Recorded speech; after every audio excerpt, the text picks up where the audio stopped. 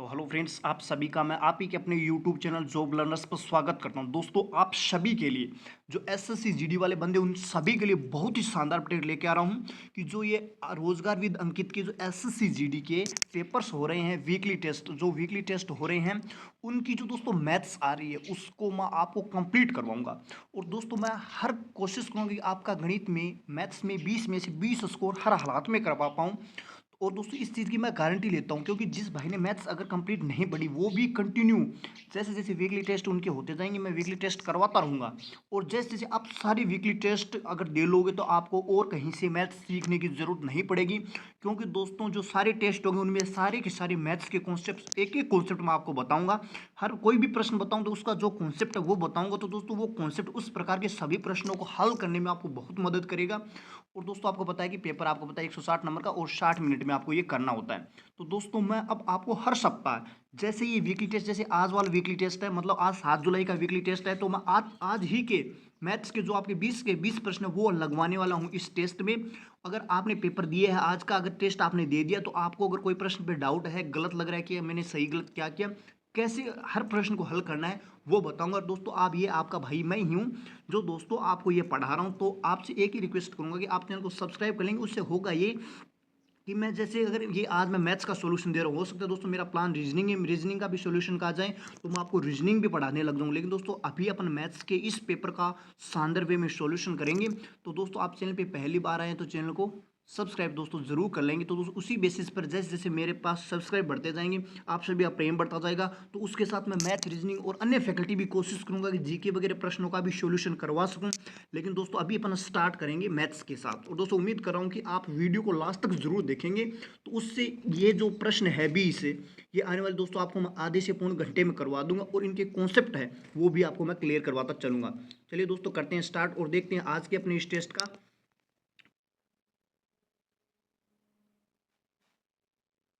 तो चलिए करते हैं फ्रेंड्स शुरुआत आज की क्लास की। और आज की क्लास का पहला प्रश्न आपके सामने आ चुका है। दोस्तों, आप देख के इस प्रश्न को पहचान सकते हो, ये सिंप्लीफिकेशन पर आधारित प्रश्न है। दोस्तों, ये सिंप्लीफिकेशन का प्रश्न है।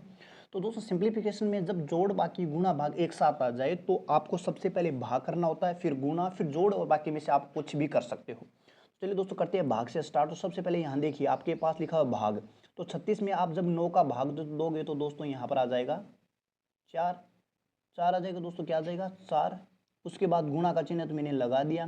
फिर दोस्तों देखिए यहाँ 5 भाग 15 है। तो दोस्तों 5 भाग 15 का मतलब इसको 5 से काटोगे तो एक बार, इसको 5 से काटोगे तो 3 बार, मतलब इस जो आपके पास दिया हो दोस्तों 5 भाग 15, इसका मतलब हो गया 1/3 प्लस दोस्तों 7×21 अलग से दिया हुआ है, उसको मैं अलग से ही रख देता हूँ। फिर दोस्तों बट्टाल कर देता हूँ। फिर दोस्तों देखिए 6 में 12 का भाग देना तो 1/2, फिर इंटू चिन्ह है। फिर दोस्तों देखिए 3 में 12 का भाग, 3 को दोस्तों इससे काटोगे तो एक बार, और 3 को इससे काटोगे तो 4 बार। दोस्तों इसको मैं 1/4 लिख देता हूँ। प्लस दोस्तों 8×3 = 24, ये अलग से दिए ही हुआ है अपने पास। तो दोस्तों ये यहाँ से देखिए ये 1/4 और ये दोनों गुणा करके कितने हो जाएंगे, 1/2 और 1/4 गुणा होके हो जाएंगे 1/8। फिर दोस्तों देखिए नीचे वाला अपने पास, अगर इन दो ये दोस्तों यहाँ से कैंसिल हो गया, यहाँ लिख दिया मैंने। फिर दोस्तों इन दोनों को आंसर कर लेते हैं। 24 दोस्तों, 24 192 और 193, मतलब नीचे वाला तो आ रहा है 193/8 है। ऊपर वाला ये रहा दोस्तों, इसको भी सोल्व कर लेते हैं अपन। 4/3 प्लस 21, दोस्तों यही तो है, ये 4/3 और ये 21। तो दोस्तों यहाँ 21 63 और 4, ये आ गया 67 दोस्तों 3। ये कैलकुलेशन दोस्तों आपके सामने आ चुकी है। और दोस्तों इसके बट्टे में क्या है, ये वाला 193/8। तो ऊपर आ रहा है दोस्तों 67/3 और नीचे आ रहा है 193/8। चलिए दोस्तों इसको ही सोल्व कर लेते हैं, 1 सेकंड लगेगा, इसमें कोई ज़्यादा टाइम नहीं लगेगा। दोस्तों ये था 67 दोस्तों, 1 मिनट थोड़ा क्लियर लिख देता हूँ। 67/3 इंटू 193 बट्टे में 8 था, वो दोस्तों ऊपर चला जाएगा। अब दोस्तों इसको गुणा आप आराम से कर देंगे। 7×8 = 56, हासिल पाई 5, और 48 से 5 53। नीचे वाला गुना कर दोस्तों 3×3 = 9 और गुणित 57। तो दोस्तों 536/519, तो ऑप्शन नंबर ए इस प्रश्न का राइट आंसर हो जाए। तो दोस्तों इसमें कुछ नहीं था, सिर्फ और सिर्फ मैं आपको समझा रहा हूँ, तब इतना टाइम लगेगा ना। कैलकुलेशन में इसको आप 10 सेकंड में आराम से कर सकते हो, अगर आपको पता है कि पहले भाग गुणा जोड़ बाकी इस प्रकार से कर। अगर आपको ये पता है तो आप इस प्रश्न को आराम से दोस्तों 15 सेकंड में तो आप एकदम आराम से लगा सकते हो। तो दोस्तों इसमें कुछ भी मुश्किल प्रश्न नहीं था। ये दोस्तों आज ही अपनी क्लास का पहला और इजी प्रश्न था। तो दोस्तों उम्मीद करो ये प्रश्न आपको समझ में आ गया और आपको एग्जाम में भी आपने ये मिला लिया होगा। अगर आपने टेस्ट दिया है तो आपको पता भी होगा। चलिए दोस्तों देखते हैं आज के अपने इस टेस्ट का प्रश्न नंबर 2 दोस्तों। चलिए दोस्तों दूसरा प्रश्न आपके सामने आ चुका है। दोस्तों प्रश्न को पढ़िए कि एक समूह में 20 छात्रों का औसत भार 54 है। यदि 52 केजी भार वाले 12 छात्र समूह में शामिल हो जाते हैं और 56 किलोग्राम भार वाले 7 समूह से निकल जाते हैं तो अब समूह में शेष छात्रों का भार कितना होगा। दोस्तों इसका एक बहुत ही शानदार तरीका बताता हूँ। अगर आप वो समझ पाए तो समझ लेना कि आपने औसत के एक बहुत ही डिफ़िकल्ट कॉन्सेप्ट को इतनी आराम से आसानी से सीख लिया कि दोस्तों 20 छात्रों का वजन एवरेज आपको दिया हुआ है 54, ठीक है। फिर दोस्तों देखिए कि 52 किलोग्राम भार वाले 12 छात्र समूह में शामिल हो जाते हैं। तो दोस्तों देखिए पुराना एवरेज था वो 54 था, लेकिन जो नए 12 बंदे आ रहे हैं उनका एवरेज क्या है, 52 ही है। तो दोस्तों एवरेज से यहाँ देखिए पुराना एवरेज वो है और जो नए आ रहे हैं वो ये है। तो दोस्तों यहाँ देखिए एवरेज 2 कम वाले बच्चे आ रहे हैं जिनका एवरेज वजन 2 किलो कम है और बंदे आ रहे हैं 12। ये दोस्तों आने वाले हैं, मतलब जो आ रहे हैं उनका वजन पहले तो देखा पुराना 54 था जो पहले से मौजूद थे। अब जो नए 12 बंदे आ रहे हैं उनका एवरेज 52 ही है। इसका मतलब दोस्तों एवरेज 2 कम है और 12 बंदे आ रहे हैं तो इसका मतलब उनका एवरेज 24 कम होगा। दोस्तों यहाँ रखिए। फिर दोस्तों ये तो शामिल हो गए और 56 किलोग्राम भार वाले 7 छात्र समूह से निकल जाते हैं। तो दोस्तों जो 54 था उनमें कुछ 56 वाले बंदे थे ना, 56 वाले थे, तो उनका जो एवरेज अपना जो एवरेज पुराना था 54 उससे वो 2 किलोग्राम ज़्यादा के थे। कितने थे दोस्तों, 7 चले गए। तो दोस्तों यहाँ से 14। मतलब दोस्तों एक चीज़ समझना, जो आए हैं ना वो भी अपना वजन कम कर रहे हैं, जो अपना टोटल थे उसमें कम करेंगे क्योंकि हर बंदा 2 किलोग्राम कम है तो 24 किलोग्राम तो वो कम करेंगे आए हैं वो, ठीक है। और दोस्तों जो ये बंदे हैं कौन है, जो ये छोड़ के गए ये भी 54 से 2 ज्यादा थे, मतलब ये भी जब जाएंगे तो ये भी अपना माइनस करेंगे तो 14 ये माइनस कर गए। इसका मतलब दोस्तों इस पूरी कैलकुलेशन में अपना 38 किलोग्राम वजन कम हुआ है टोटल। अब दोस्तों बंदे बच्चे कितने देखिए 20 थे, आपने 12 शामिल किए तो 32 हो गए, 32 में से 7 चले गए तो दोस्तों बंदे कितने रह गए, हो गए 25। दोस्तों इसको करने के और भी तरीके हो सकते हैं लेकिन मुझे सबसे अच्छा तरीका इसके अलावा दोस्तों जो सभी कैलकुलेशन करके जैसे सभी को पहले 20 को 54 से गुणा करिए, फिर 52 को 12 से गुणा करके और 56 को 7 से गुणा करके ऐसे भी निकाल सकते हो। लेकिन दोस्तों जो मेरा ये तरीका ये आप देखोगे कि अगर एक बार सीख लिया, हो सकता है सीखने में ज़्यादा टाइम लगे, मुश्किल लगे, लेकिन एक बार सीख लिया तो मैं गारंटी लेता हूँ इस प्रकार के प्रश्नों को आप बड़े ही आराम से कर जाओगे। अपने पास एवरेज 254 दिया हुआ है 20 का। फिर दोस्तों जो ये आ रहे हैं उनका 2 के हिसाब से वो 24 किलोग्राम कम है।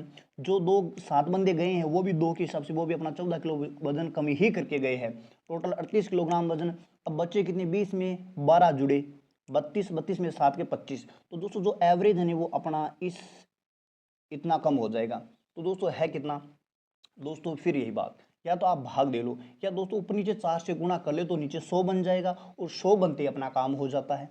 दोस्तों कितना आ रहा है 38/25, 38/25। दोस्तों मैं 4 से ऊपर नीचे गुणा ही कर रहा हूँ, नीचे आ गया 100 और 8 चौक 32, हासिल पाई 3 और 12 और 3 15, 1.52। दोस्तों 100 का भाग दोगे तो 1.5। इसमें दोस्तों एवरेज है ना वो अब पुराने वाले एवरेज जो दोस्तों आपका 54 है उसमें से ये वाला कम हो जाएगा, 1.52 आप कम कीजिए तो दोस्तों आप करोगे 52.48। हाँ है।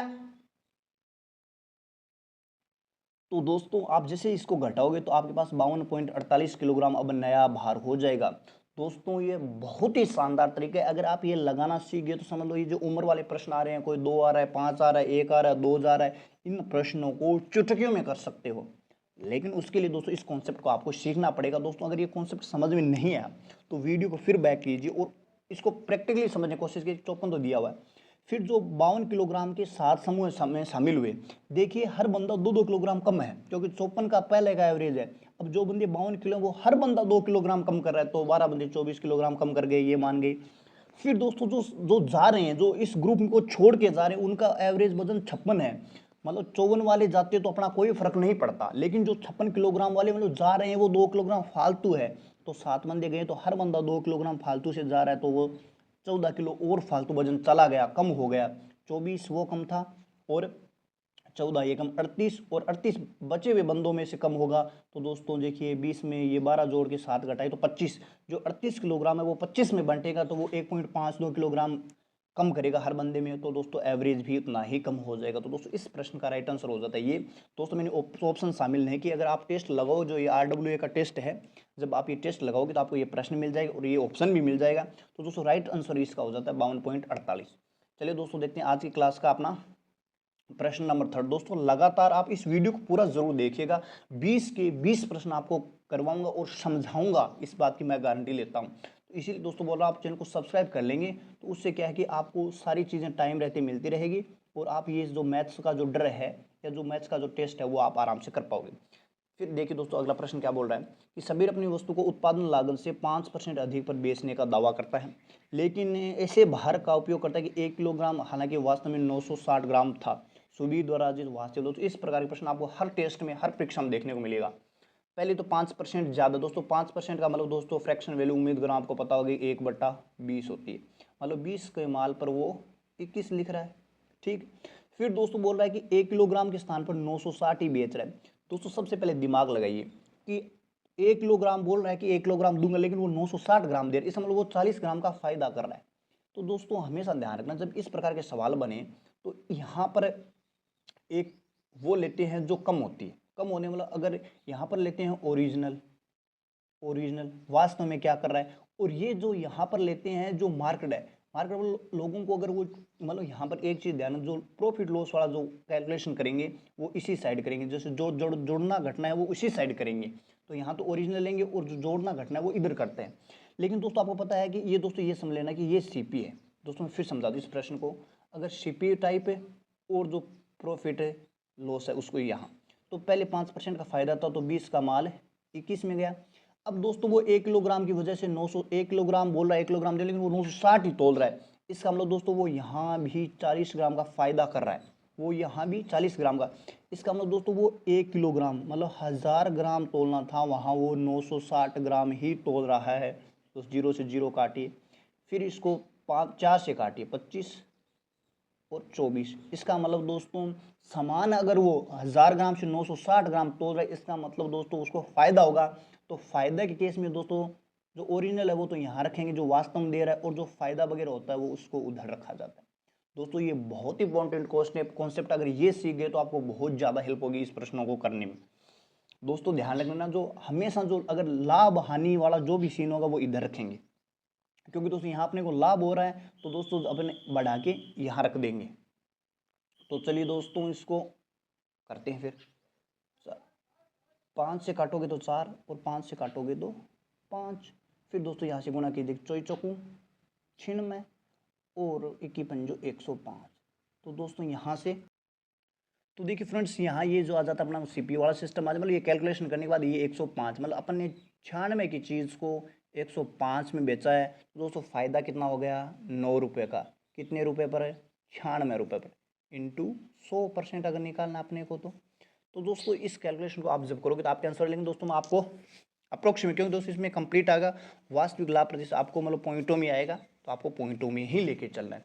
तो दोस्तों मैं थोड़ा काट के आपको बता, जैसे आप इसको 3 से काटोगे तो 32, इसको 3 से काटोगे तो 3, दोस्तों ये 300/32 है। दोस्तों मैं इसको 3 से बट्टे 30 कर लेता हूँ, तो दोस्तों 10% आ जाएगा, कब जब मैं इस 32 को 30 करता हूँ, इसका हम दोस्तों उत्तर 10 से थोड़ा सा कम, मतलब 9 पॉइंट लगभग 8 के आसपास। तो अगर आपका कोई भी आंसर, दोस्तों मेरे पास ऑप्शन नहीं है, लेकिन जब आप कर रहे होंगे सॉल्यूशन, तो दोस्तों आप सॉल्यूशन कर रहे होंगे तो आप आराम से वहाँ पर देख लेना, आपको मिल जाएगा लगभग 10 के आसपास, जो भी ऑप्शन है वो राइट आंसर हो जाएगा। तो दोस्तों उम्मीद करो आपको मतलब इसमें ये लिखना होता है कि जो वास्तविक होते हैं वो यहाँ, और जो लाभ हानि होता रहता है वो इधर लिखते रहते। यहाँ पर अगर कुछ और भी होता, डिस्काउंट वगैरह होता, तो दोस्तों अगर 5% का डिस्काउंट होगा तो 20 की जगह मैं यहाँ 19 लिख, क्योंकि डिस्काउंट के मामले में कम होता है, पैसे कम होते हैं वरना बढ़ते हैं। तो दोस्तों इसका जो सीधा साधा आंसर हो जाता है वो आप निकाल सकते हो, लगभग 10%। तो चलिए दोस्तों अब चलते हैं नेक्स्ट सवाल पर। दोस्तों आप निरंतर बने रहेंगे तभी इन प्रश्नों को सीख पाएंगे। चलिए दोस्तों प्रश्न देखिए, प्रश्न नंबर 4 है आज के अपनी क्लास का कि दिनेश की मासिक आय और व्यय का रेशियो ये है, यदि उसकी बचत इतनी है, यदि उसकी मासिक आय में ये वृद्धि हुई और व्यय में की कमी होती है तो उसकी आय और व्यय का नया रेशियो बताना है। तो सबसे पहले देखिए ये रहा उसका आय और व्यय। दोस्तों जब आय में से आप व्यय घटा दें, मतलब जो रुपये आपके पास है उसमें से जब आप खर्चा घटा देते तो आपके पास आ जाती है बचत। तो दोस्तों रेशियो में बचत आ रही है 3 की, लेकिन सवाल बता रहा है 12,000 की बचत। इसका मतलब दोस्तों एक की वैल्यू कितनी आ गई, 4,000।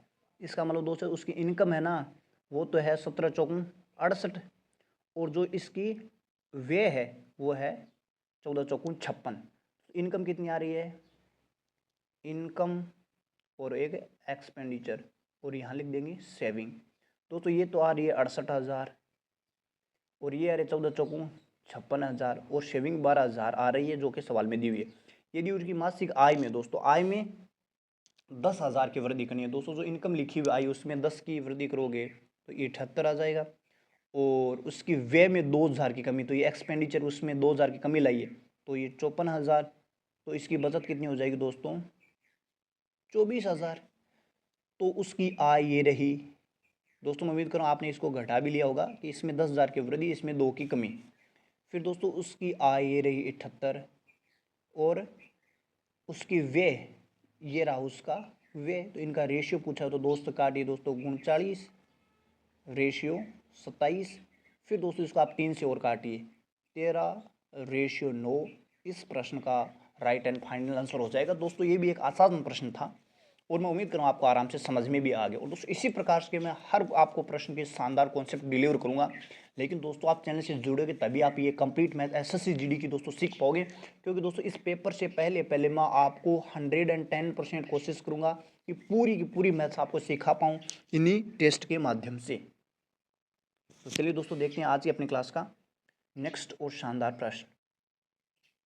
दोस्तों आपकी जो RW टेस्ट है उसका 5वां प्रश्न आपके सामने ये रहा कि एक्स और वाई क्या है, कि इनके क्रमशः एलसीएम और एचसीएफ है। तो एक्स और वाई का अपने को रेशियो बताना दोस्तों। तो दोस्तों यहाँ से आप अगर एलसीएम और एचसीएफ के बहुत सारे, लेकिन इसमें आपको जो एचसीएफ में जो जनरली यूज़ किया जाता है वो इनके अंतर वाला कॉन्सेप्ट ही अपन यूज़ करते हैं। और दोस्तों एलसीएम तो इनमें से जो कॉमन है उसको ले लेंगे। तो सबसे पहले एचसीएफ निकालेंगे, उसके बाद अपन एलसीएम भी निकालेंगे। तो एचसीएफ अपन करते हैं क्या है, जो अपना ये 297 है, इनमें से सबसे पहले वाले इन दोनों का एक बार अंतर लेते हैं। तो एचसीएफ या तो इनका अंतर होता है या उस अंतर का कोई फैक्टर होता है दोस्तों। तो यहाँ से आप घटाइए 1 3 2 132। दोस्तों यहाँ से 132 आ रहा है आपके पास। अब दोस्तों या तो 132 इनका एचसीएफ हो सकता है, अगर वो नहीं हुआ तो इसका फैक्टर कोई ना कोई ज़रूर होगा। तो दोस्तों या तो इसके फैक्टर कर लीजिए आप, या दोस्तों अगर फैक्टर अगर ये तो, क्योंकि ये तो आपको पता है 132 का 165 से कोई लेना देना है नहीं, भाग जा नहीं रहा। तो दोस्तों 135 के आपको फैक्टर 132 के आपको फैक्टर ही करने पड़ेंगे। तो दोस्तों यहाँ से मैं आपका कर देता हूँ, देखिए 66 को गुणा 2 कर देता हूँ, ठीक है। फिर दोस्तों अगर यहाँ से नहीं बन रहा तो मैं 33 और 1 2 वहाँ दे करके 33 × 4। अब दोस्तों यहाँ से देखिए आपको पता लगेगा कि 33 का ये फैक्टर है 165, फिर दोस्तों 33 का ये भी है और 33 का दोस्तों ये भी है। तो दोस्तों यहाँ से आपके लिए जो एचसीएफ की वैल्यू आ जाती है वो 33 आ जाती है। फिर दोस्तों एलसीएम, दोस्तों एलसीएम में यहाँ पर ये देखिए अलग लिखा है, इसमें लिखा है 33, पहली संख्या है 33 × 5, आगे वाली दोस्तों है 33 × 9, ठीक है। फिर दोस्तों ये 33 × 15 मेरे हिसाब से। तो दोस्तों यहाँ देखिए 15 तो ऑलरेडी मतलब 33 तो है, 15 यहाँ 5 ही आ गया और 3 मतलब यहाँ से आ चुका टोटली। तो दोस्तों यहाँ से देखिए 33 जो 165 × 9 ये आ जाता है दोस्तों एलसीएम। फिर दोस्तों आपको करना, आपको रेशियो चाहिए एक्स और वाई का। तो दोस्तों एक्स क्या है, एक्स को यहाँ से एलसीएम बांधा गया। दोस्तों एलसीएम तो आपका हो गया ये 165 × 9, नीचे आपको वाई पूछा तो वाई है यहाँ का एचसीएफ तो 33, मतलब ये एलसीएम और ये एचसीएफ। फिर दोस्तों इसको फिर से यहाँ से काट सकते हो 5। तो दोस्तों जो यहाँ एक्स बटे वाई आएगा वो देखिए 9 × 5 = 45, कितना आ जाएगा दोस्तों 45। तो दोस्तों इस प्रश्न के लिए जो राइट आंसर हो जाता है 45। दोस्तों ये भी एक शानदार प्रश्न था और इस प्रकार के प्रश्न हर प्रकार के एग्जाम्स में पूछे भी जा रहे हैं। तो आपको कुछ नहीं करना, इसमें एलसीएम एचसीएफ निकालो और उसका अनुपात बना दो, यही यहाँ से पूछा हुआ था। तो दोस्तों उम्मीद करूँ ये प्रश्न आपको समझ में जरूर आ गया होगा। चलिए दोस्तों देखते हैं आज के अपने क्लास का ये जो अपना टेस्ट है वीकली, उसका प्रश्न नंबर 6 क्या कहता है अपने को। एक चुनाव में दोस्तों 8% मतों ने अपने मत ही नहीं डाला, 2 उम्मीदवारों ने चुनाव लड़ा, जिसमें जीतने वाले उम्मीदवार को कुल मतों का 48% और वह 1100 मतों से विजयी हुआ। चुनाव में मतदाताओं की कुल संख्या 11 यदि डाले गए वेद सभी जो मत है वो वेद है। तो दोस्तों इसमें कुछ भी मुश्किल नहीं है, अपन हमेशा चुनाव में 100% वोट मान के चलते हैं दोस्तों, और आगे भी चलेंगे। तो इसमें से इन्होंने बोला कि 8% डाले ही नहीं डले तो 92% दोस्तों वोट पड़ गए। अब बोले जितने उम्मीदवार जीतने वाले उम्मीदवार को 48% मिले, कुल का 48 दोस्तों यहाँ से बोला है कि कुल का 48, तो 48 तो इसको मिल गए। तो दोस्तों यहाँ से पीछे कितने रह जाते हैं, 44% के दोस्तों 92% वोट थे, उसमें से 48 इसको तो 44 इसको। तो दोस्तों यहाँ देखिए 4% से जीत आ रही हो, लेकिन यहाँ देखिए लिखा हुआ है 1100 वोटों से, मतलब 4 की वैल्यू अगर 1100 है तो अपने को 100% की चाहिए। तो दोस्तों 4 को मैं 25 से गुणा करूँगा तो 100 बन जाएगा, इधर 25 से, तो दोस्तों इधर भी 25 से कीजिए। दोस्तों देखिए यहाँ से आप गुणा करें 25 11 275 और 2 जीरो लगाए। तो दोस्तों इस प्रश्न के लिए राइट आंसर हो जाता है वो 27,500 वोट हो जाता है। तो दोस्तों उम्मीद करूँ ये प्रश्न आपको समझ में है। दोस्तों इसमें कुछ नहीं है जैसे बोला, क्योंकि दोस्तों ये प्रश्न और आसान हो गया जब उसने बोल दिया कि कुल मतों का 48%, वरना डाले गए मतों का बोलता तो थोड़ा मुश्किल हो जाता, लेकिन यहाँ कुछ नहीं था, आसान प्रश्न था। तो उम्मीद करूँ ये प्रश्न आपको आराम से दोस्तों समझ में आ गया, क्योंकि दोस्तों ये एक इजी टाइप का प्रश्न था, इसीलिए मैं आपको ये बोल रहा हूँ कि आपको ये आराम से समझ में आ गया होगा। तो राइट आंसर दोस्तों आपके लिए ये मौजूद है। तो चलिए दोस्तों देखते हैं आज के अपनी क्लास का जो प्रश्न नंबर नेक्स्ट है। ये देखिए दोस्तों, ये इस वीकली टेस्ट का आपका प्रश्न नंबर अगला आ चुका है कि प्रवीण, दोस्तों देखिए प्रवीण जोया को 10% की हानि पर स्टडी टेबल बेचता है, ठीक है। जोया को भी, अब जोया उसी स्टडी को 25% के लाभ पर आदर्श को देती है। आदर्श ने स्टडी टेबल के 2250 में खरीदी, तो प्रवीण के लिए स्टडी का, दोस्तों हमेशा इस प्रकार के प्रश्न आपको हर परीक्षा में देखने को मिलेंगे।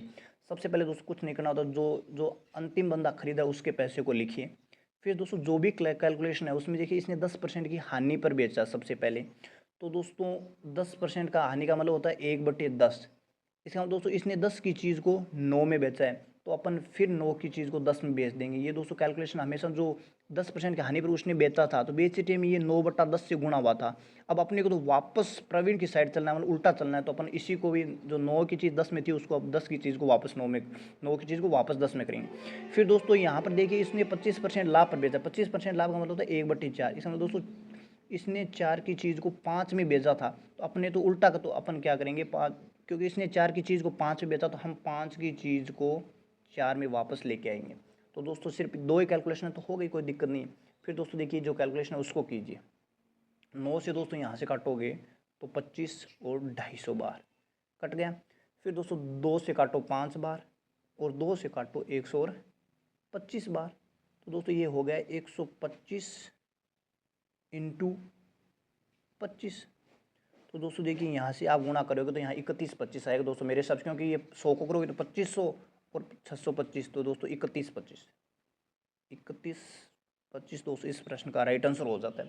तो दोस्तों इसमें भी कुछ नहीं था जो कैलकुलेशन, क्योंकि आपने को प्रवीण के लिए, क्योंकि पहले इसने जोया को बेचा, जोया ने इसको आदर्श ने बेचा, आदर्श के लिए ये है, तो अपने को पूछा कि प्रवीण को, मतलब अपने सवाल उल्टा लेके जा रहा है। तो हम जो ऊपर लिखेंगे जो मैन है, और नीचे जो जैसे पे 10% हानि वाला तो नीचे लिखेंगे। इसी पूरा 25% फ़ायदा था, मतलब एक की फ़ायदा था 4 पर, मतलब 4 की चीज़ को हमने, दोस्तों 4 की चीज़ को हमने क्या किया, 4 की चीज़ को हमने 5 में बेचा है। तो अब अपन वापस उस 5 की चीज़ को 4 में बनाएंगे। नहीं दोस्तों, हाँ यही करेंगे, क्योंकि पहली चीज़ 5 में बेची थी 4 की, तो अब 4 की चीज़ को 5 में वापस बनाएंगे। तो इस कैलकुलेशन के बाद 3125 से राइट आंसर हो जाएगा। चलिए दोस्तों देखते हैं अपनी क्लास का अगला प्रश्न। दोस्तों हर प्रश्न कोशिश करूँगा हर प्रश्न आपको समझा पाऊँ आराम से। कि अजय अपनी नाव को स्थिर जल में, स्पीड है दोस्तों उसकी 6 किलोमीटर प्रति घंटा, जबकि धारा की गति भी यहाँ पर देखिए, ये रही नाव और ये रही धारा, 4 आगे। अब पूछ रहा है कि धारा की दिशा में, तो दोस्तों जब कोई भी आपको ये कॉन्सेप्ट आपने पढ़ रखा हो नाव धारा वाला, उसमें जब अपन नाव की दिशा में जाते हैं तो दोनों चालें जुड़ जाती है। तो जब आप नाव की और धारा की जोड़ोगे तो 10 किलोमीटर प्रति घंटा आ रही है, 30 किमी दूरी। तो दोस्तों टाइम निकालने का सूत्र आपको पता है कि डिस्टेंस और स्पीड। तो डिस्टेंस दोस्तों 30 किलोमीटर और स्पीड आपके पास 10 है। तो दोस्तों यहाँ से टाइम आ जाता है 3 घंटे, जो कि दोस्तों आसान प्रश्न था, और आसान तभी है जब आपको ये नाव और धारा वाला कॉन्सेप्ट दोस्तों पता हो। अगर ये कॉन्सेप्ट आपको पता नहीं होगा तो ये प्रश्न भी बनाने में आपको उतना ईजी नहीं लगेगा। तो इस प्रश्न का राइट आंसर दोस्तों 3 घंटे हो जाता है। चलिए दोस्तों देखिए अपनी क्लास का एक और शानदार प्रश्न जो आपको इसी टेस्ट में देखने को मिलेगा, क्योंकि दोस्तों हम मैथ्स का कंप्लीट एनालिसिस कर रहे हैं, जो जितने भी अपने 20 प्रश्न हैं उनको हल कर रहे हैं। अगला प्रश्न देखिए दोस्त, फिर आपको बता देता हूँ। 55-20 अपोन 5 सालों का बाद है, तो यहाँ से आप निकालोगे तो 1104 दोस्तों, ये तो इतना ही आएगा 1104। फिर दोस्तों 1104 अपोन 19 200 दोस्तों, आपको पता है कि 2 जीरो तो वैसे ही कटने वाले, तो ये इतनी कैलकुलेशन बचने वाली अपने पास। तो चलिए दोस्तों, इसको 3 से काटते हैं ऊपर नीचे। ऊपर वाले में काटूंगा 3 3 9, 6 3 18, 8 3 24। फिर दोस्तों 3 इसको काटूंगा, 6 3 18 और ये 64।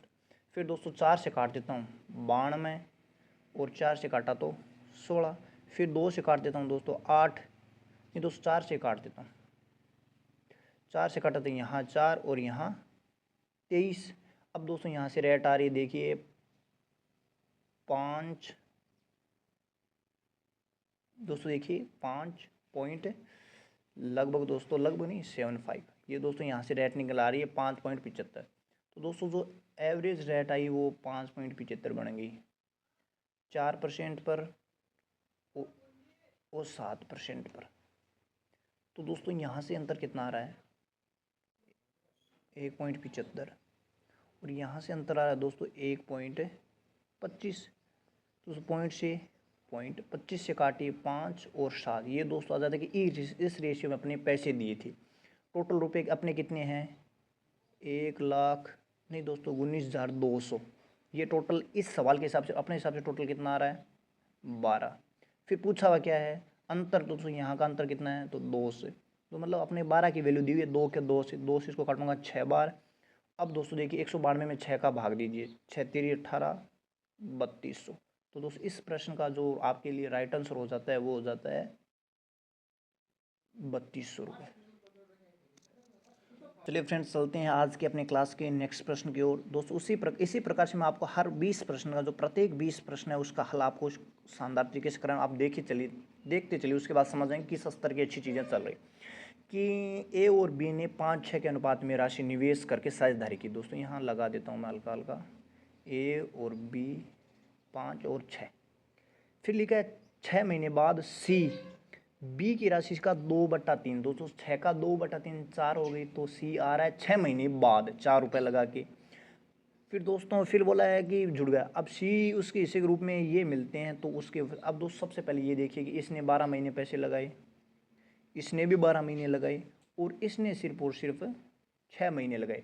तो जो अपना जो लाभ बंटेगा वो इस रेशियो में बंटने वाला है। तो चलिए उस 6 से काटता हूँ, 6 6 6 से काटा तो 2, ठीक है। फिर 2 से काटते हैं 2, 6 और 2 से काटा तो 2।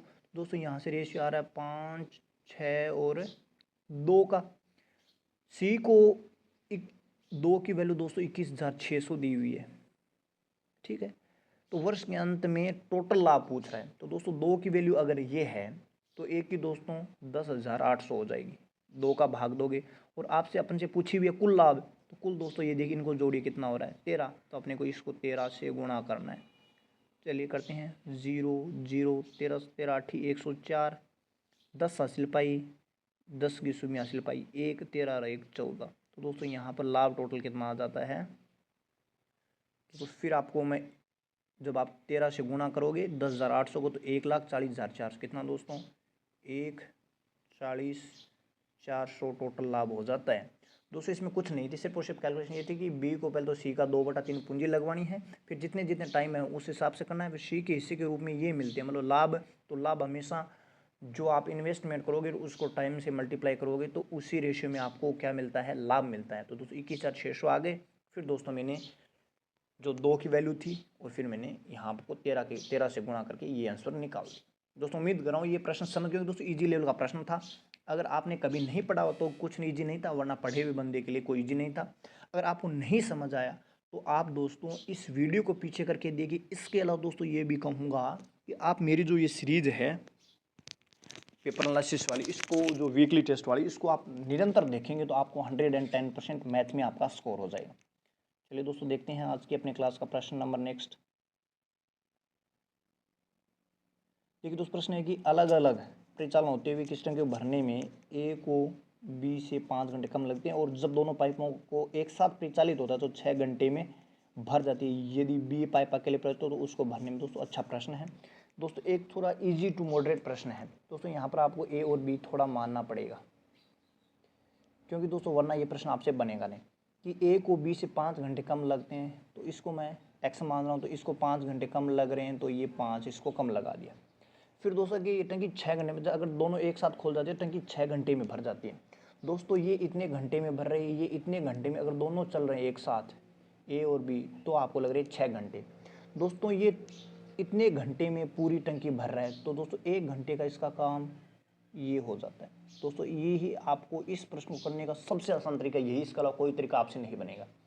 दोस्तों इतने घंटे में अगर कोई बंदा पूरा काम कर रहा है तो 1 घंटे में उसका काम ये हो जाता है। इस प्रकार ये इतने घंटे में पूरा कर रहा है तो 1 घंटे का काम इसका ये हो जाता है। अगर दोनों मिलकर 6 घंटे में पूरा कर रहे हैं तो उसका 1 घंटे का काम ये हो जाता है। तो दोस्तों यहाँ से एक इक्वेशन बनेगी, उसी से आपके आंसर निकले, वरना आपसे ये प्रश्न नहीं बन पाएगा। चलिए दोस्तों, आप इस ये कोई विशेष कोई इतना मुश्किल तरीका है भी नहीं दोस्तों। तो दोस्तों यहाँ x और यहाँ आ जाता है x प्लस एक्स माइनस 5 बराबर ये 1/6 है ही है। तो दोस्तों ये आ गया 2x, तो 2x बार यहाँ से गुणा 6 से गुणा करूँगा दोस्तों। 2x को दोस्तों कुछ नहीं, इसमें सिर्फ और सिर्फ एक छोटी सी कैलकुलेशन है कि 2x माइनस 5 है उसको 6 से गुणा करेंगे तो ये 12x माइनस 30 बराबर, फिर दोस्तों ये क्या है यहाँ पर एक है, सिर्फ एक ही, तो एक से ये गुणा होगा तो कोई मतलब नहीं है, फिर इसके मतलब यही जाएगा। तो x को एक्स स्क्वेयर माइनस 5x। तो दोस्तों यहाँ जब आप ये कैलकुलेशन करोगे तो यहाँ से ये बनेगा एक्स स्क्वेयर माइनस ये 12x उधर लेके जाओगे तो 12 और 5 17x और ये प्लस का 30। दोस्तों ये आपके पास एक इक्वेशन बन जाएगी। तो इसके दोस्तों आपके पास दो रूट आ जाएंगे। कोई संख्या देखिए जिनको गुणा करने पर 30 आ जाए और जोड़ने पर 17 आ जाए, तो ये 15 और 2 आ रही है। कौन सी आ रही है दोस्तों? 15 और 2, गुणा करने पर 30 और जोड़ने पर 17। अब दोस्तों टाइम या तो 15 घंटा लगेगा, मतलब या तो x का मान 15 आएगा या फिर 2 आएगा।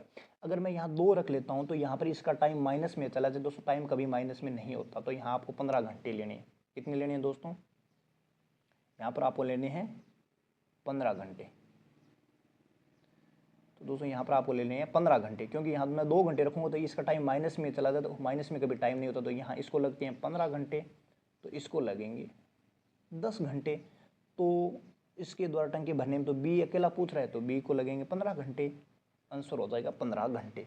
तो दोस्तों ये अच्छा प्रश्न था, इसके अलावा आपके पास कोई तरीका नहीं बन पाया, क्योंकि दोस्तों ये मैंने बोल दिया इजी नहीं, इजी टू मॉडरेट प्रश्न है, एक अच्छा ठीक ठाक प्रश्न है। तो इस प्रश्न को करने का यही एकमात्र तरीका था जिससे आपको हल करना है। अगर एग्जाम में आप अगर 20-30 सेकंड में करना चाहते हो तो यही एकमात्र तरीका है। तो चलिए दोस्तों देखते हैं आज के अपनी क्लास का प्रश्न नंबर 12। और दोस्तों अभी तक आप चीज़ें देख के समझ रहे होंगे कि मैं कंप्लीट हर जो टेस्ट है वो इसी प्रकार के हर प्रश्न का हल कराऊंगा। कि दोस्तों प्रश्न देखिए कि 12 संख्याओं का औसत 42 है, अंतिम 5, दोस्तों 12 है तो अंतिम 5 संख्या का औसत 40 है, पहली 4 संख्याओं का औसत 44 है। ठीक, फिर दोस्तों क्या बात मतलब पहली 4 फिर 5 6 और दोस्तों फिर बीच में कितने संख्या देखिए 5, अंतिम 5 और 4 9, तो संख्या बीच में दोस्तों कितनी बच गई? और पहली 4 4 5 9, तो यहाँ दोस्तों संख्या बन जाती है 8 9 10 11 12, मतलब 5वीं 6ठी और 7वीं 3 संख्या बीच में इनके रह जाती है। फिर लिखा हुआ है कि दोस्तों जो छठी संख्या है, यहाँ लिखा जो छठी संख्या 5वीं से 6 कम। अगर दोस्तों 5वीं को मान लेता हूँ x, तो ये हो जाएगी x से 6 कम, और 7वीं से तथा 7वीं से 5 कम है। जो छठी संख्या है ये वाली छठी वाली, ये दोस्तों 5वीं से तो 6 कम, छठी संख्या 5वीं से 6 कम और 7वीं से 5 कम। तो 7वीं से 5 कम, मतलब 7वीं से 7 से 5 ज़्यादा है, मतलब 7 जो 7वीं संख्या उससे ये 5 कम है, ये 5 कम है तो वो 5 ज़्यादा है। तो दोस्तों ये हो जाती है x माइनस 1। दोस्तों ये तीनों संख्या आ गई x माइनस 6 और x माइनस 1। अब कुछ दोस्तों 12 गुणा 42, देखिए 12 संख्याएँ हैं और 42 को जब इनके गुणा करेंगे तो योग आ जाता है दोस्तों। तो 12 दूनी 24 12 दूनी 224 और हासिल पाई 248 250, मतलब टोटल 504 होगा सभी संख्याओं का। इनका कितना हो रहा है दोस्तों 160 176। इनका कितना हो रहा है दोस्तों 200। तो ये हो गया 200 376। दोस्तों इसमें से 376 घटाइए। दोस्तों 376 घटाओगे तो यहाँ पर 24 और 4 28, तो 128 बच जाती है दोस्तों। तो जो ये संख्या हैं तीनों, इनका योग होगा 128। 128 दोस्तों इन तीनों को, मतलब इन तीनों को जोड़िए आप, तो आपको मिलेगा 3x - 7। क्या दोस्तों 3x - 7 क्या मिलेगा 3x - 7, क्योंकि इनको जोड़ोगे तीनों को तो 3x - 7 बराबर कितना आ जाएगा दोस्तों 128। कितना दोस्तों अभी मैं आपको बता के गया था, कितना आ जाएगा दोस्तों 128। फिर दोस्तों ये इधर जाके जुड़ेगा तो 3x बराबर 135, तो x बराबर आ जाएगा 45। इसका मतलब दोस्तों ये तो हो जाएगी 45, ये हो जाएगी 45 - 6 39, ये 45 - 1 44। तो पाँचवीं और सातवीं संख्या का औसत ये रही दोस्तों पाँचवीं, ये रही सातवीं। तो दोस्तों एक तो संख्या है 45, ठीक है, एक 45 - 1 है 44। तो दोस्तों आपसे 45 और 44 का औसत पूछ रहा है, तो जब संख्या लगातार हो तो उसके बीच का औसत होता है। तो 45 और 44 के बीच में क्या आ जाए दोस्तों 44.5, मतलब 44.5 दोस्तों इस प्रश्न का राइट आंसर हो जाएगा। दोस्तों इस प्रकार के प्रश्न आपको देखने में शायद मुश्किल लगे, लेकिन दोस्तों ये ज़्यादा मुश्किल प्रश्न होते नहीं हैं। आप इन प्रश्नों को थोड़ी सी अगर प्रैक्टिस है तो आराम से निकाल सकते हो। तो चलिए दोस्तों देखते हैं अपनी क्लास के अगले प्रश्न को। तो चलिए फ्रेंड्स अपन देखते हैं आज के अपने क्लास के प्रश्न नंबर 13 को, कि राम किसी काम को 15 दिनों में और रोहन 25 दिनों में और राहित 30 दिनों में। दोस्तों तीनों ही आ रहा है 25, राम, रोहित और राहित। दोस्तों ध्यान रखना 30 दिनों में। दोस्तों इनका लघुत्तम लीजिए सबसे पहले 150, 10 बार, 6 बार, 5 बार। ये दोस्तों टोटल काम होता है, ये इनकी प्रत्येक की एफिशिएंसी मतलब कार्य करने की क्षमता होती है। अब देखिए प्रश्न क्या बोल रहा है कि रोहन और रोहित, दोस्तों ये रोहित है, यहाँ मात्रा नहीं लगी हुई है, कि रोहन और रोहित 2 दिनों तक एक साथ कार्य करते हैं। कौन कौन, ये दूसरे वाले बंदे, ये दोनों। तो दोस्तों ये एक दिन में कितना कर रहे हैं, दोनों मिलेंगे तो 11। एक दिन का काम हो गया दोनों का 11, और 2 दिनों में ये काम कर देंगे 22। फिर रोहित की जगह राम ले लेता है, मतलब रोहित की जगह, मतलब जो तीसरा बंदा है ये चला जाता है और उसकी जगह ये आ जाता है। तो मतलब अब ये एक दिन तो चलिए फ्रेंड्स आपको पता लगा कि 11 की एफिशिएंसी 2 दिन काम होगा। अभी एक बंदा ये जो राम जा रहा है उसकी जगह आपको पता है रोहित आ रहा है, मतलब पहले वाला बंदा आ रहा है, तो उन दोनों की कैपेसिटी हो जाती है 16। अब आगे प्रश्न में जो लिखा है उसी हिसाब से चलेंगे। 16 हो गई तो अब कार्य कुल कितने दिनों में होगा। दोस्तों 2 दिन तो ये हो गई, अब बचा काम कितना, 2 दिनों में 22 हो गया, फिर काम बचा 128, और इसमें ये 16 कैपेसिटी से दो पहले वाले 2 है वो करेंगे 16 की कैपेसिटी से, तो यहाँ पर देखिए 7 दिन ये हो जाएंगे। तो दोस्तों 7 दिन तो ये हो गए, और 2 दिन जो पहले RR किया था, मतलब जो पहले वाले 2 R वाले बंदे किए, तो 2 दिन वो था, 2 दिन ये और 7 दिन ये। तो दोस्तों इस प्रश्न के लिए जो राइट आंसर हो जाता है वो 9 दिन हो जाता है। दोस्तों उम्मीद कर रहा हूँ ये प्रश्न आपको आराम से समझ में आ गया होगा, क्योंकि दोस्तों इस प्रकार के प्रश्न आपसे एग्जाम से पूछे जाएंगे।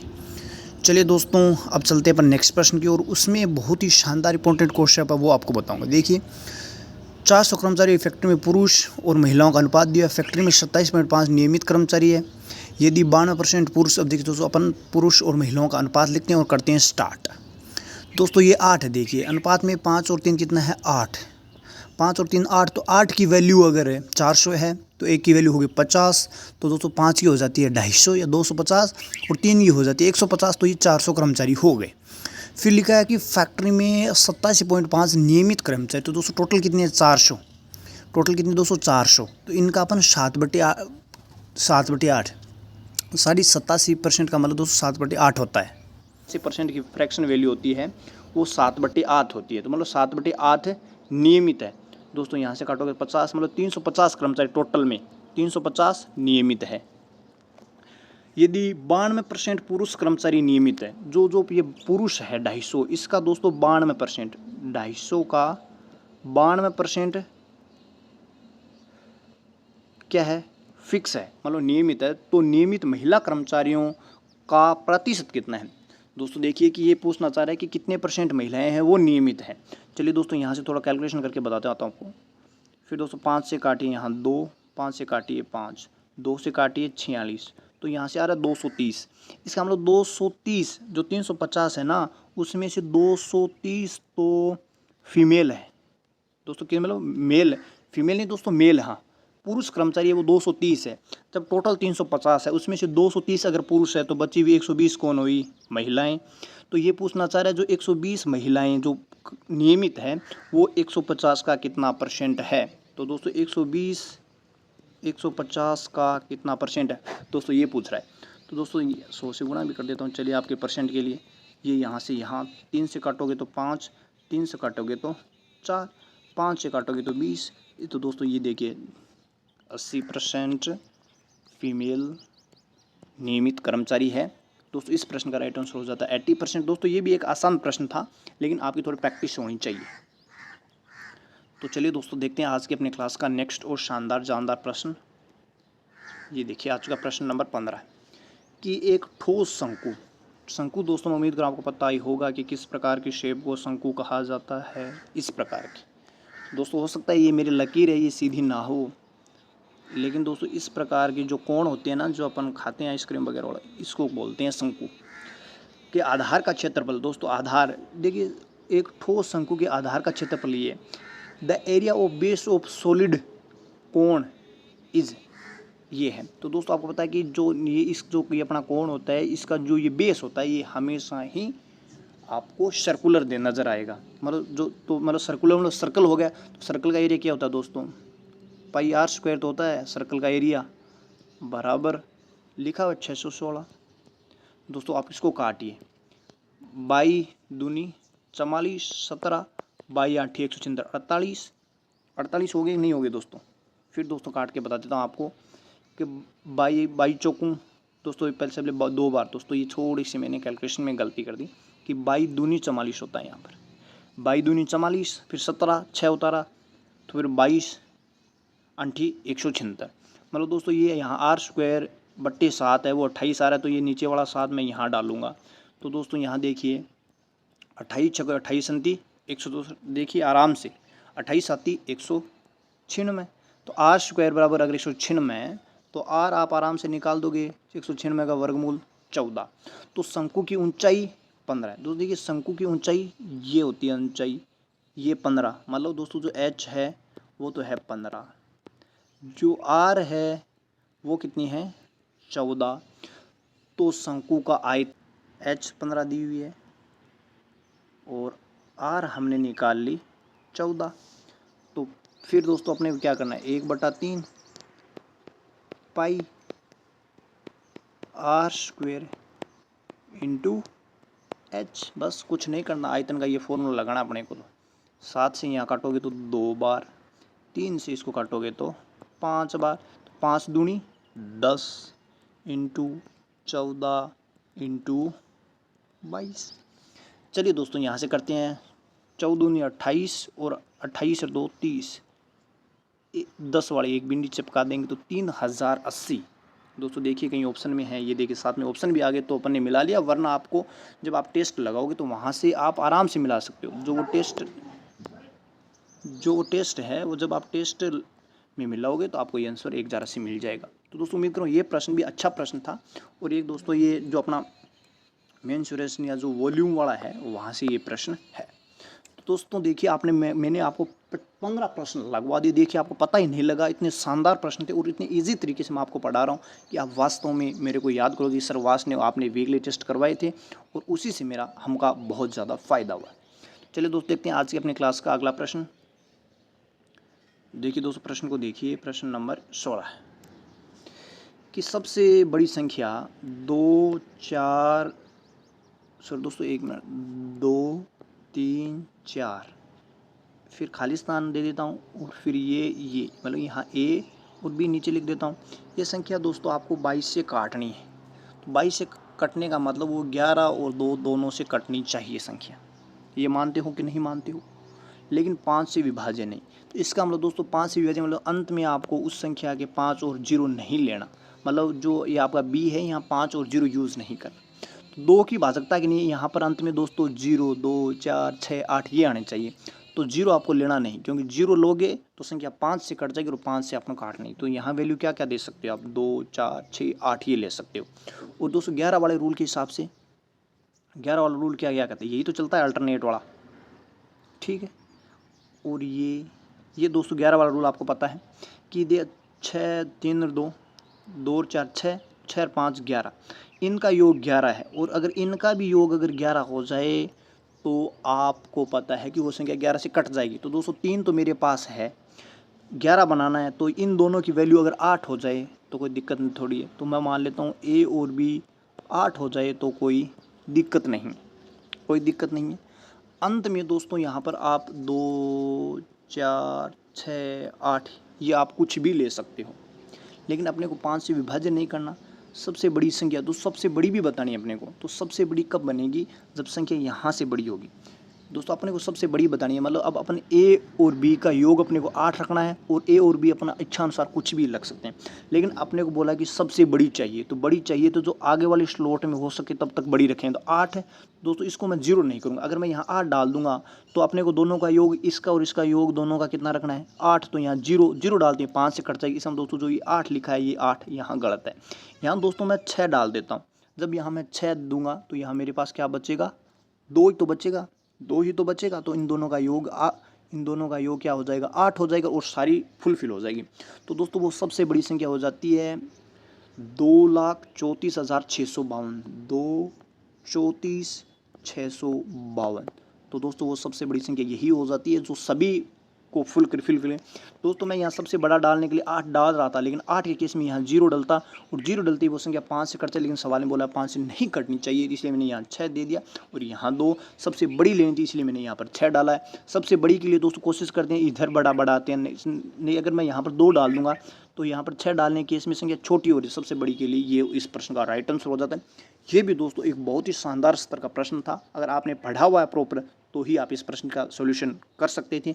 और दोस्तों अगर आपसे अगर ये प्रश्न आज नहीं हुआ तो इसका मतलब ये नहीं कि आप कभी नहीं कर पाओगे, क्योंकि ये सारी चीज़ें मैं सिखा रहा हूँ। हर वीकली टेस्ट का मैं सॉल्यूशन दूंगा, तो हर कॉन्सेप्ट मैथ का एक एक कॉन्सेप्ट आपके टिप्स पर होगा, इस चीज़ की मैं गारंटी रखता हूँ।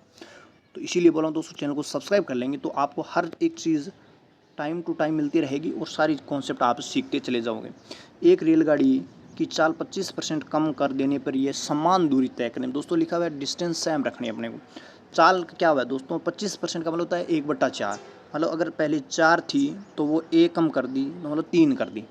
अगर दूरी वही है दोस्तों, d यहाँ पर अगर सेम है, दूरी वही है दोस्तों, क्या है कि अगर दूरी दोस्तों वही है, अगर दूरी वही है वो स्पीड, ये दोस्तों स्पीड है, अगर आपने स्पीड कम की है तो इसका विपरीत रेशियो आपके टाइम में चलेगा। अगर दूरी सेम है, स्पीड अगर आपने 4 से 3 की है तो टाइम दोस्तों यहाँ पर आपका 3 से 4 लगना स्टार्ट हो, क्योंकि स्पीड आपने कम की है तो टाइम ज़्यादा लगेगा।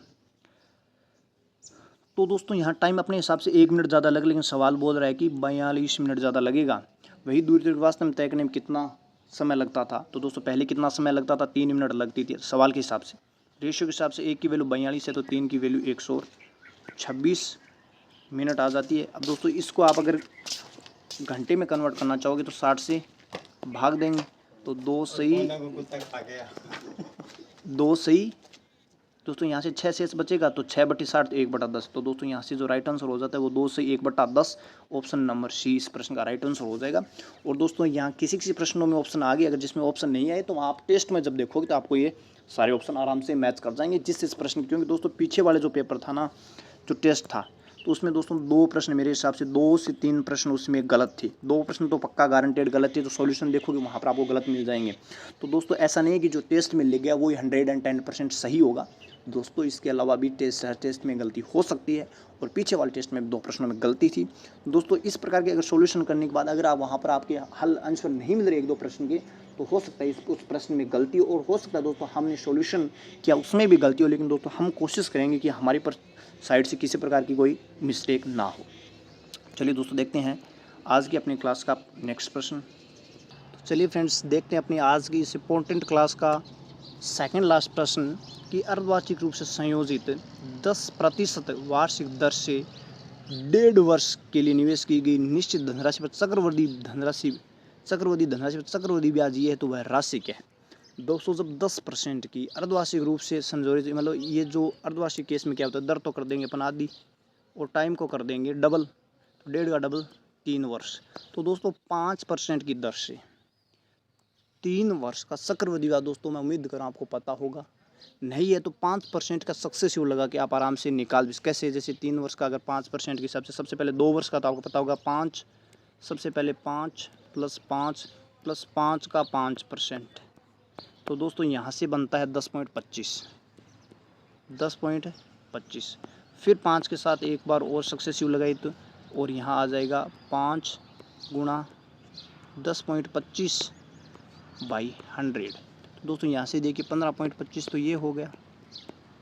इसके अलावा दोस्तों जब ये 5 से गुणा होगा 10.25 से तो ये हो जाएगा 51.25, तो ये दोस्तों यहाँ से 51.25, ये कैलकुलेशन से आपके उत्तर मिल जाएंगे। तो दोस्तों जब आप इन दोनों को जोड़ोगे तो 15 तो है ही है, 7 × 6 = 25, मतलब 15.7625। दोस्तों ये बन जाते हैं अपने 15.7625। तो दोस्तों आपको याद रखना है कि 5% का जो चक्रवृद्धि ब्याज 3 वर्ष का होगा वो 15.7625। तो दोस्तों अगर सवाल में उसी 15.76 की वैल्यू 5044 15.7625 की वैल्यू है दोस्तों ये, तो आपको 100 की वैल्यू बतानी है। तो दोस्तों यहाँ 3-4 अक्षर के बाद 0 है। अब दोस्तों यह तो हो सकता है आप डायरेक्ट काट लो, वरना जो 4 अक्षर के बिन 0 है यहाँ पर आगे आपको 100 के पास 4 0 चिपका के आपको 5 से काटना पड़ेगा, या दोस्तों आप पॉइंटों में काट लो, कोई दिक्कत नहीं है। जैसे मैं यहाँ 25 से काटता हूँ, देखिए पहले पॉइंट लगेगा, 25 × 150, 25 × 75 0, ये इतनी बार कट रहा है।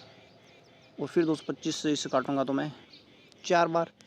फिर दोस्तों देखिए अगर और कहीं कुछ कट रहा है तो काटते हैं। तो दोस्तों मेरे को ज़्यादा कुछ कहीं कटता हुआ नज़र आ नहीं रहा, तो इसका फिर तरीका यही रह जाता है कि अपन इसको गुणा ही कर लें, कि ये हो जाता है 5044 इंटू, दोस्तों नीचे 4 अंकों के बाद दशमलव है तो ऊपर 4 के पास 4 0 अपने को चिपकानी पड़ेगी। उसके बाद हम इसको सीधा लिख सकते हैं 6305।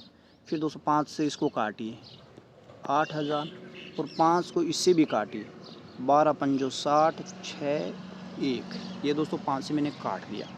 अब देखिए दोस्तों क्या लग रहा है आपको, 4 बार ये कट रहा है मेरे को हिसाब से 4 बार, तो 8 चौक 32,000। तो दोस्तों इस प्रश्न का राइट आंसर क्या हो जाता है 32 के या 32,000।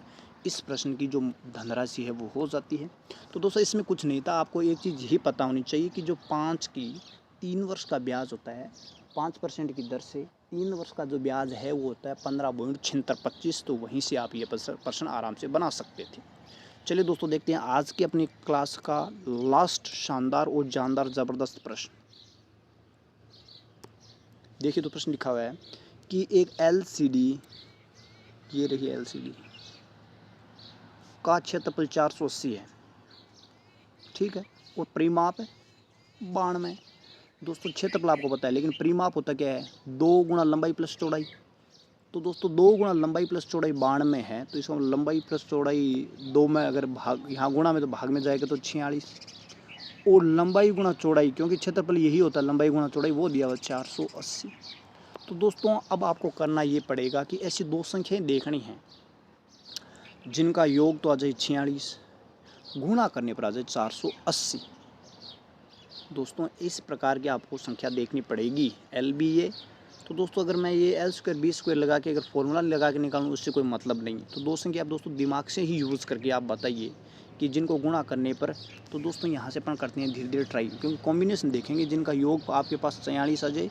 तो दोस्तों अगर मैं 24-20 करूँ तो इनका योग नहीं आ रहा, अगर मैं 24 और 20 करूँ तो इनका योग नहीं आ रहा। 30 और 16 दोस्तों ये बैठाइए, 30 और 16, 30 और 16, इनका योग करोगे तो 46 और गुणा करोगे तो 480। इसका मतलब दोस्तों एक अगर भुजा 30 आ गई तो दूसरी आ गई ये। तो पूछना ये चाह रहा है कि यदि LCD के आकार को विकर्ण की लंबाई के रूप में, तो LCD का आकार मतलब अपने को इसका विकर्ण ज्ञात करना है दोस्तों। किसका, ये कोई है इस प्रकार का जिसका 30 और 16 भुजा है और अपने को चाहिए इसका विकर्ण, ये लीजिए 30। तो दोस्तों इसके 2-3 तरीके, लेकिन अगर आप ऐसे करते हो तो 900 प्लस 256 तो 1156। दोस्तों ये 36 का वर्ग हो। तो ये था आज का अपना शानदार जानदार ज़बरदस्त। मैं उम्मीद करूँ आपको हर चीज़ जो मैंने बताई वो समझ आई होगी। और दोस्तों सब अब इतना मोटा इस वीडियो को देखने के बाद आप समझ गए होंगे कि मैं इसी प्रकार से हर प्रश्न का बहुत ही शानदार आपको सॉल्यूशन बताऊंगा। तो इसीलिए मैं आपको बोल रहा हूँ आप चैनल को सब्सक्राइब कर लेंगे तो आपको सारा कंटेंट टाइम टू टाइम मिलता रहेगा। और आपका भाई एसएससी जीडी की हर मोड पर आपके साथ रहेगा। मैथ्स दोस्तों सिखाने की मैं आज की तारीख से गारंटी लेता हूँ। जैसे जैसे वीकली टेस्ट इनके आते जाएंगे मैं आपको सॉल्यूशन कराता जाऊँगा और आप हर प्रश्न को आराम से सीख पाएंगे। तो चलिए दोस्तों मिलते हैं नेक्स्ट वीकली टेस्ट तक। लेकिन आज के इस वीकली टेस्ट में आपका क्या एक्सपीरियंस रहा, कैसा लगा वीडियो, तरीके, ये सारा का सारा आप मुझे ज़रूर कमेंट बॉक्स में बताएंगे। चलिए दोस्तों मिलते हैं नेक्स्ट वीडियो, तब तक के लिए जय हिंद जय भारत।